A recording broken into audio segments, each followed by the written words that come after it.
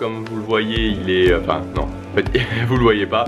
Il est 8 h du matin mais il fait encore assez sombre, il fait nuit dehors. Et là on va démarrer la journée par le petit déjeuner au Castle Lounge. Donc là j'attends que Laetitia finisse de se préparer pour aller au petit déjeuner en fait.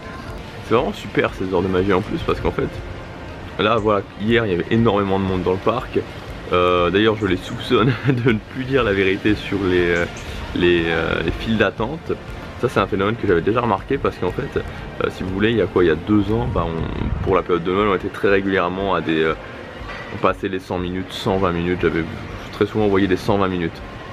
Et hier par exemple où il y avait beaucoup de monde, on était à quoi? On était à 90 minutes sur Nemo, sur Ratatouille, on était rarement au-dessus des 60-75 minutes dans les autres attractions. Et voilà, quelque part je sais pas, ça me semble un petit peu voilà, par exemple sur Peter Pan, une attraction où j'ai pas mal de repères où je vois bien en suivant la file quand est-ce que ça va être 30 minutes, quand est-ce que ça va être 45 minutes. Là on avait une file de fast-pass remplie, on avait une file une file classique qui partait jusqu'en dehors de l'attraction, qui faisait un premier, qui remontait jusqu'au bout de l'attraction et qui repartait dans l'autre sens. Bon bref, clairement pas une attraction où il y avait 40 minutes d'attente et pourtant c'était indiqué quelque chose comme 45 ou 50 minutes. Enfin voilà, et donc les heures de magie en plus c'est vraiment bien. Parce que là voilà, par exemple il est 8 h, bon il y a quelques personnes qui passent, mais comme je vous ai montré c'est quand même pas énorme. Et donc il y a vraiment possibilité de faire des grosses attractions, que ce soit au parc Disneyland où là encore c'est ouvert au parc studio, donc c'est vraiment génial. Bon bah je continue un petit peu à parler vu que Laetitia est toujours pas prête. Bon c'est pas grave parce qu'on a le temps de toute manière. Je déteste partir de Disneyland Paris, franchement je déteste partir de Disneyland Paris, encore plus pendant la saison de Noël, c'était vraiment super. En plus je me dis que voilà, la prochaine saison de Noël elle sera tout quoi qu'il arrive dans 10 mois. C'est-à-dire que même si j'ai envie de revenir à Disneyland Paris, voilà, elle sera de toute façon dans 10 mois. Voilà, c'est quelque chose auquel franchement voilà, là c'était mon 18e séjour. Et c'est quelque chose auquel j'ai quand même du mal à me faire de partir de Disneyland Paris. Même si voilà, j'ai mis des choses en place pour savoir quand est-ce que je reviens, pour me dire voilà, pas mal de choses en place. Malgré tout, voilà, je peux pas y retourner tous les mois, je peux pas vivre ici. Et voilà, quand on a vraiment cette passion, ce côté où voilà, j'en ai pas mal parlé sur Facebook, il y a pas mal de gens qui m'ont répondu aussi par mail qui ressentaient ça, le fait d'être vraiment voilà, de se sentir dans cette bulle de magie, de se sentir dans ce monde à part. Voilà, moi je disais à ma copine justement, voilà, pour moi quand je vais à Disneyland Paris c'est comme si j'étais sur une plage tranquille en train de me reposer au soleil quoi, donc c'est un petit peu pareil. Donc voilà, donc c'est jamais des moments, enfin c'est jamais, en tout cas pour moi c'est jamais super sympa de partir de Disneyland Paris.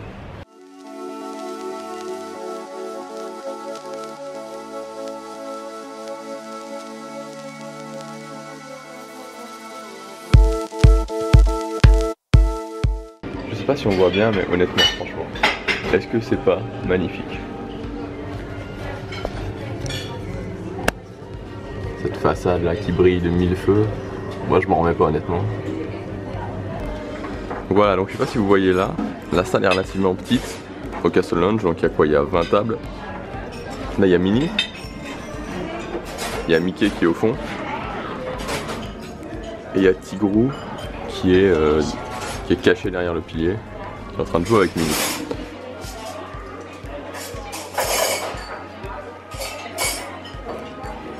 Ah voilà, on vient de voir sa tête dépasser.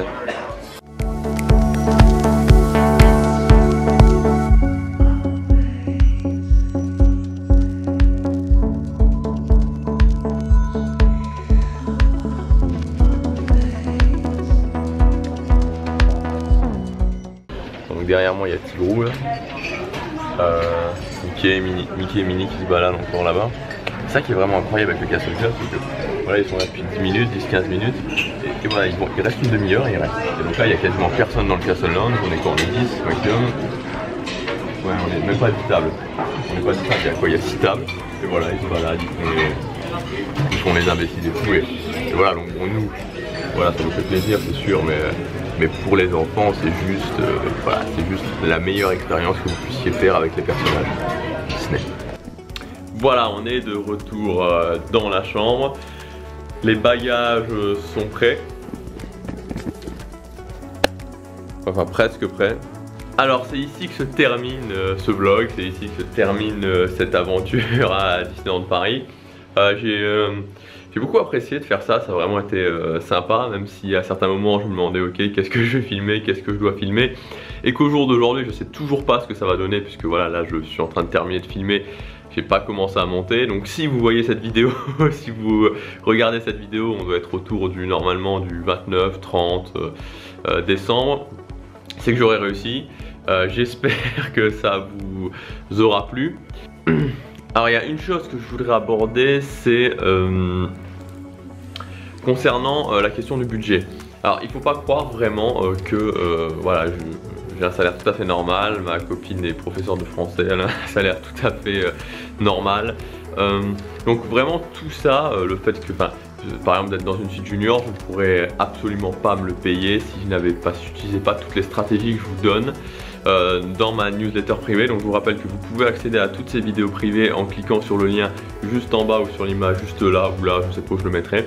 Voilà, et c'est là vraiment que je vous révèle toutes les stratégies que j'utilise, et je ne pourrais pas sans ces stratégies, sans les cadeaux de Disneyland Paris, sans ce genre de choses, accéder à ces prestations. Vraiment c'est important de le savoir. Donc pour tous les, je reçois beaucoup de mails souvent et je vois des gens qui payent pour leur séjour des prix fous, alors qu'ils pourraient avoir beaucoup mieux pour le même prix, voire moins cher, et notamment des prestations comme le Disneyland Hotel.